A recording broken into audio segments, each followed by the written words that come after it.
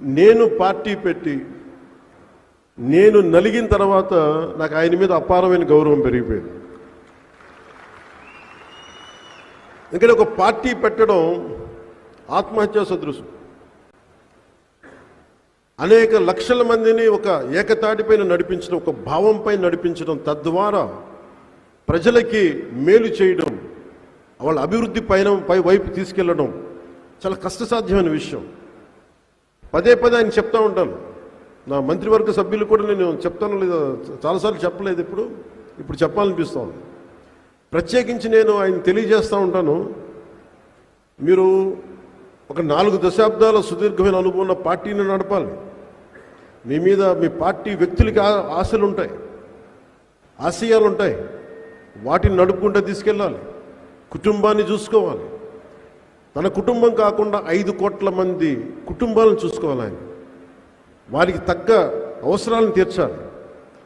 మళ్ళీ శత్రువులు, ప్రత్యర్థులు ఆయన మీద దాడి చేస్తే అవి తట్టుకోవాలి. ఆయన అన్ని రకాలుగా ఇబ్బంది పెడతారు. ఇవన్నీ తట్టుకుంటా ఉన్న 24 గంటల సమయాన్ని నిరంతరం 5 కోట్ల మంది ప్రజలకి ఎలాగ దాన్ని ఉపయోగించాలని ఆలోచించే విధానం చూస్తే నిజంగా మనస్ఫూర్తిగా నాకు ఆయనకి హ్యాట్స్ ఆఫ్ పలకాలనిపిస్తుంది. ఈరోజు ఎంత కష్టం అంటే, నేను గత 2 రోజులుగా 12 గంటలు 14 గంటలు కూర్చున్నాను రివ్యూ మీటింగ్స్లో కూర్చున్నప్పుడు ఎంత ఓపిక కావాలి అంటే, leadership is all about decision making. ఎందుకు ఒకళ్ళు నాయకత్వం ఈ స్థాయి వ్యక్తి ఎందుకు ఉండాలి? Leadership is all about decision making. How well your decision is. ఒక నిర్ణయం తీసుకుంటే అది ఎంతమందికి మంచి చేస్తుంది, ఒక నిర్ణయం తీసుకుంటే ఎంతమందికి అది దోహదపడుతుంది అభివృద్ధికి. అలాంటి ఆయన తీసుకునే నిర్ణయాలు కాన్స్టెంట్ డెసిషన్ మేకింగ్. ఒక జనసేన పార్టీ ఒకసారి అలయన్స్లో ఉండే సమస్యల్ని ఆయన అర్థం చేసుకోవాలి, అడ్మినిస్ట్రేటివ్ ఇష్యూస్ అర్థం చేసుకోవాలి, డే టు డే ఇష్యూస్ అర్థం చేసుకోవాలి.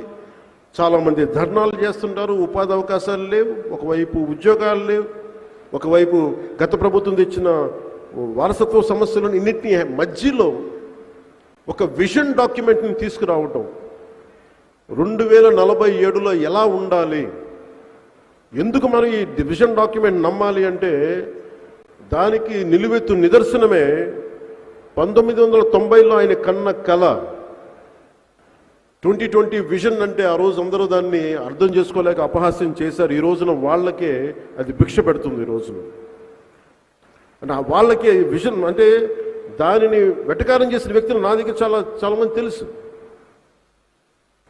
వాళ్ళే ఈ రోజున అక్కడ స్థలాలు కొనుక్కున్నారో లేదంటే బిల్డింగ్స్ కట్టుకున్నారో వాళ్ళకి అది ఉపాధి అయిపోయింది ఈ రోజు. అలాంటిది ఈ రోజున ఒక వ్యక్తి కలకన అలాంటి అపారమైన అనుభవజ్ఞులు, అపారమైన అడ్మినిస్ట్రేటివ్ ఎబిలిటీ, ఆయన కలలు కంటున్న ఆయన 10 సూత్రాలతో ఆయన చెప్పింది నిజంగా అది ఆయన నోట్లతో చెప్తే అది వింటే బాగుంటుందని చెప్పి అది మీకు నేను కూడా మీలాగా వినడానికి నేను ఉన్నాను. Though I'm part of this. దీంట్లో భాగస్వామ్యం అయినా నేను ఆయన నోటుగా వింటే నాకు మీలాగే ఆనందం కలుగుతుంది.